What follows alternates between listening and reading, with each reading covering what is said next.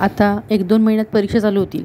म्हणजे कोणत्या एक्झाम तर 10वी-12वीच्या मुलांसाठी फेब्रुवारी-मार्च. तर त्या दरम्यान ना हा आहे टेबल लॅम्प. तर ज्या घरात म्हणजे कसं होतं लाईट लावून, मोठी लाईट लावून बाकी सगळ्यांना मग त्रास होतो. एकट्याचीच खोली असेल एक आपल्या मुलाची सेपरेट तर वेगळी गोष्ट. पण नसेल जर छोटं घर आहे, एखादीच बेडरूम आहे, तर अशा वेळेला असं बरं पडतं टेबल लॅम्प लावून हा असा. ती मुलं अभ्यास करू शकतात. तर आम्ही घेतला म्हणून म्हटलं शेअर करावा की बाबा असं असेल तर बरं पडतं. बाकीची लोक असतील ती झोपू शकतात आणि जी मुलं आहेत ती मग अभ्यास करू शकतात. ज्यांना रात्रीचा अभ्यास करायची सवय असते ना, त्यांना हा टेबल लॅम्प बरा आहे. आणि कमी जास्त ह्याचं हे लाईटचं हे ठेवू शकतो आपण, जास्त किंवा कमी असं. आणि हा चार्जिंगवर आहे त्या. आणि यालाच पेन होल्डर पण आहे आणि व्यवस्थित अभ्यास करू शकतात. आणि म्हणूनच ना म्हटलं आपल्या यूट्यूब फॅमिलीशी ही गोष्ट शेअर करावी म्हणून सांगते. जे मुलांना असं रात्रीचा अभ्यास करायची सवय असते, तर बाकीच्यांना झोप घेता येते आणि तेवढाच आपल्याला पाहिजे तेवढाच प्रकाश पाडून अभ्यास करता येते, उजेड पाडून हवा तेवढा. आणि रात्रीच्या वेळेला तर अतिशय उपयुक्त आहे. खोलीत आपण नेहमीसाठी जी मोठी लाईट लावतो ना, ती मध्यरात्री पर्यंत ठेवायची म्हटलं तर बाकीच्या लोकांना झोपेचंही होतं, त्रास होतो. मग त्यापेक्षा एकट्यासाठीही छान आहे अभ्यास करण्यासाठी. वेळ झाला आहे,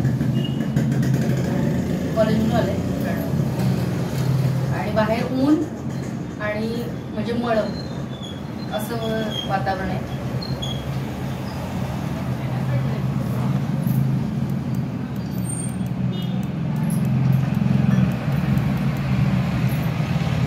थंडीचे दिवस आहेत, खूप म्हणजे असं थंडी असते आणि सुरू झालेली. पण आता या ह्याच्यात ढगाळ वातावरण आणि ऊन पण मध्ये ऊन पण येते. म्हणजे ऋतू कोणता हे कळणारच नाही असं चाललंय. तर भाजी आणायला गेलेले, आज बुधवार, उद्या गुरुवार आहे म्हटलं, तर भाजी म्हणून थोडी आणणार.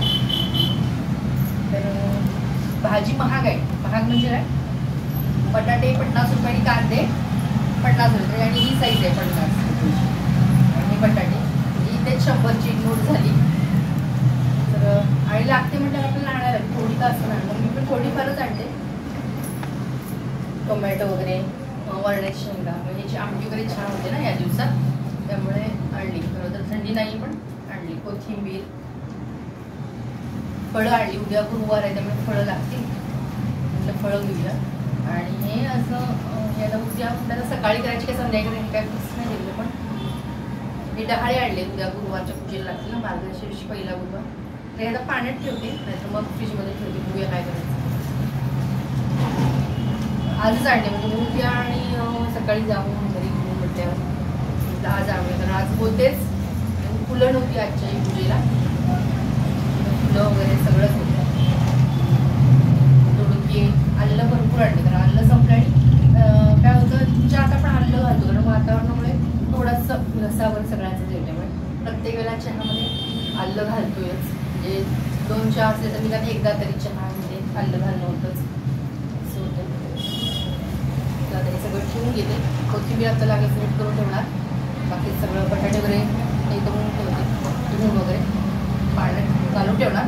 थोड्या वेळ आलं वगैरे, आलं बऱ्यापैकी स्वच्छ आहे. आता ती म्हणत मी म्हणते कोवळं आहे की काय आलं, कारण ते ओळखीचेच आहे.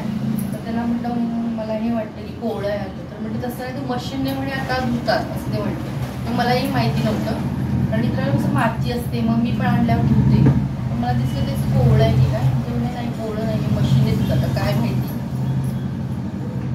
एवढं हे फळं, डहाळे, फुलं पण 50 रुपये पाव किलो आहेत.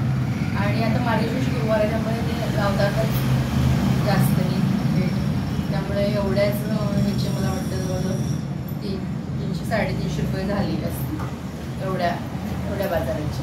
कारण आता 100 रुपये गेले, ही 50 रुपये. फळं 100 रुपयाची असतात आपण आणलेली.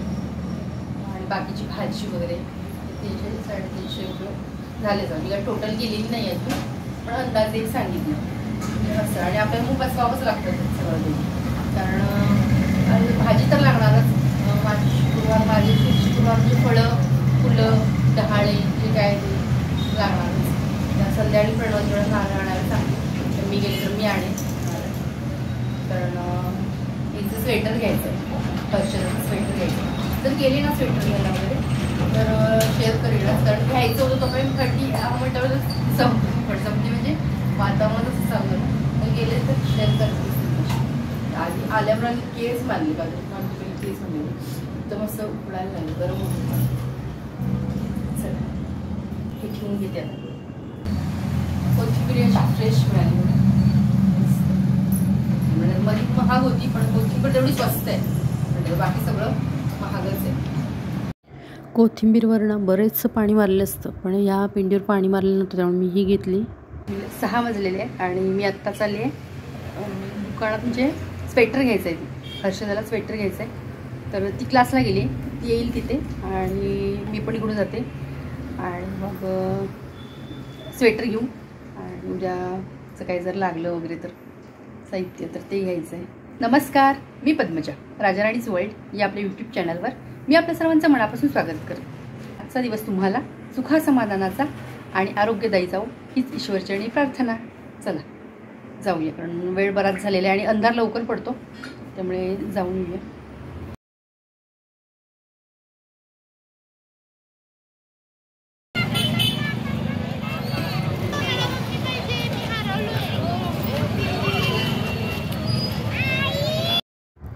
वेळ झाला यायला, पण तिचा क्लासच 6ला सुटणार होता, तर म्हटलं वेळानेच यायचं.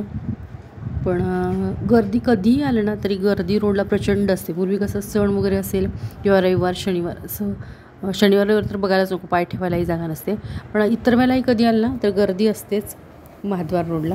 तर स्वेटर बघायचं होतं म्हणून आलेलो. तर स्वेटरचे भरपूर प्रकार आहेत, अगदी भरपूर, म्हणजे ओपन पुढून ओपन असतात ते, चेनचे, बिन चेनचे, असे इतके प्रकार आहेत ना, बरंच काय काय आहे.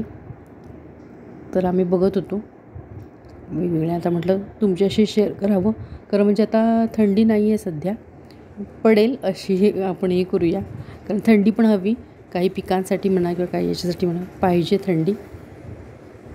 तर बरेचसे हे होते, म्हणजे अगदी मुलांचेही मुलींचेही वेगवेगळे, अगदी लहान मुलांपासून होते.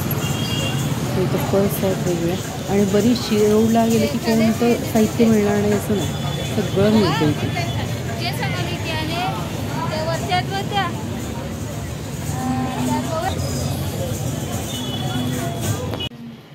तर आत्ताच आले आणि तिला स्वेटर, पर्स हवी होती छोटीशी, तर ती पर्स घेतली आणि मग नारळ वगैरे बाकीचं काहीतरी थोडंफार लागतंच घरात, तर तेही आणलं.